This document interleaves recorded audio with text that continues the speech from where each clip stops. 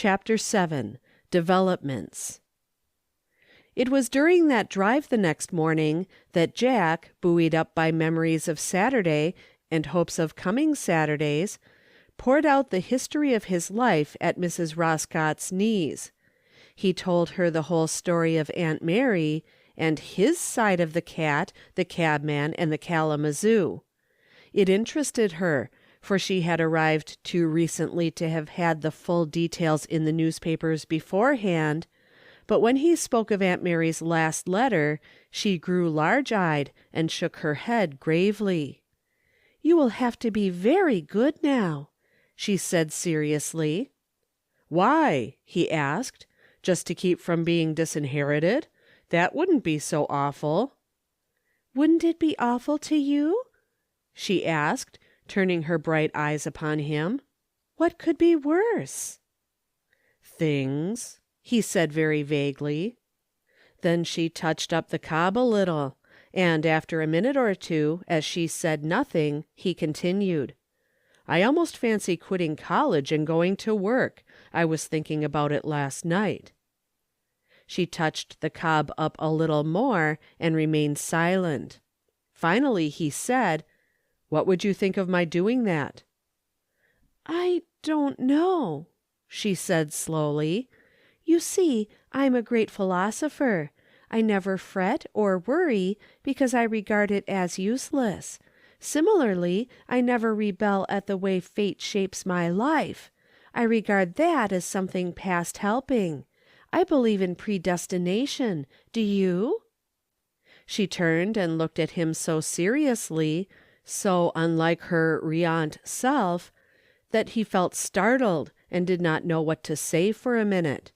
Then, "I don't know," he said slowly. "I don't know that I dare to.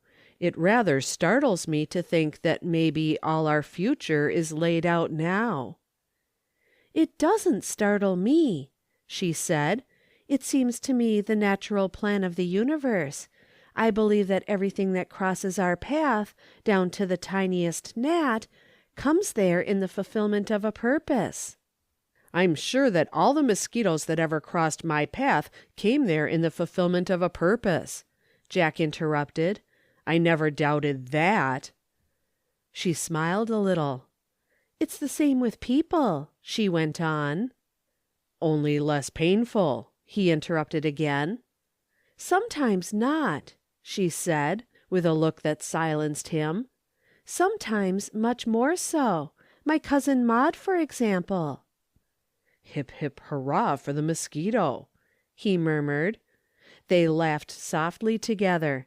Then she grew earnest and looked so grave that he became serious too. "There is always a purpose," she said, with a touch of some feeling which he had never guessed at.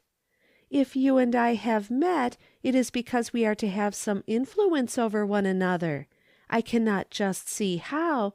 I can't form any idea—" "I can," he said eagerly. She looked up so suddenly and steadily that he was silent. "Do not let us play any longer," she said. "Let us be in earnest." "But I am in earnest," he asseverated. "You don't know what I mean," she went on very gently. "You're in college. Let's fight it out on those lines if it takes all summer." He looked up into her face and loved her better than ever for the frank kindliness that shone in her eyes. "All right, if you say so," he vowed. "I do say so. I like to see men stick it through in college if they begin. I like to see people finish up every one of life's jobs that they set out on." "But I'm coming to see you in town, you know," he went on with great apparent irrelevance. She laughed merrily. "Yes, surely. You must promise me that. No." She stopped and looked thoughtful. "I'll tell you what I want you to promise me. Promise me that you'll come once a week, or else write me why you can't come. Will you?" "You can't suppose that you'll ever see my handwriting under such circumstances, can you?" Jack asked. She laughed again. Is it a promise? Yes, it's a promise. Oh, joy unmeasured in the time of spring! No other February like that had ever been for them, nor ever would be.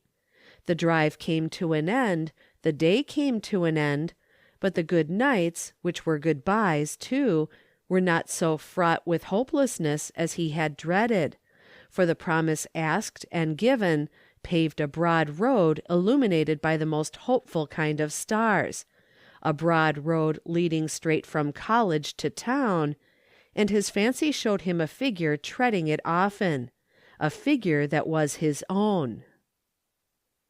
Chapter 8. The Resolution He Took. That first meeting was in February, you know, and by the last of April it had been followed by so many others that Burnett remarked one day to his chum, "Say, aren't you going a little faster than Auntie'll stand for?" Jack turned in surprise. "I never went so straight in my life before," he exclaimed, not in indignation, but in astonishment. "I didn't mean that," said Burnett. "Perhaps instead of Auntie, I should have said Betty." Jack hoisted the colors of Harvard and was silent. "I warned you at first that was Tangletown," his friend went on. "Don't suppose I'm saying anything against her, or against you, but she's just as much to 10 other men as she is to you, and they are all old enough to carry lots of weight." "And I suppose I'm not," Jack answered, going over by the fireplace. "I know that as well as anyone, of course." "Natürlich," said Burnett, with conclusiveness that was not meant to be cruel, yet cut like a two-edged knife. There was silence in the room. Jack stood by the chimney-piece, his hands upraised to rest upon its lofty shelf, his head dropped forward, and his eyes fixed on the empty blackness below. "I wonder," he said at last, "I wonder what will become of me if He stopped. Burnett didn't speak. "I wonder if she thinks of me as a boy," the young man continued. "I wonder if she's so good to me because I'm her youngest brother's friend." Burnett did not comment on this speech. "I don't know what to do," the other said. "When I first met her, I wanted to cut college and get out in the world and go to work like a man. I told her so. But she wanted me to stay in college, and as it was the first thing she'd ever wanted of me, I did it. I'd do anything she asked me. I've quit drinking. I'm going at everything as hard as it's in me to go. But I don't know. I feel as if it isn't me. It's just because she wants me to. And do you know, old man, it frightens me to think how, if she went out of my life." He stopped, and his broken phrases were not continued to any ending. Another long silence ensued.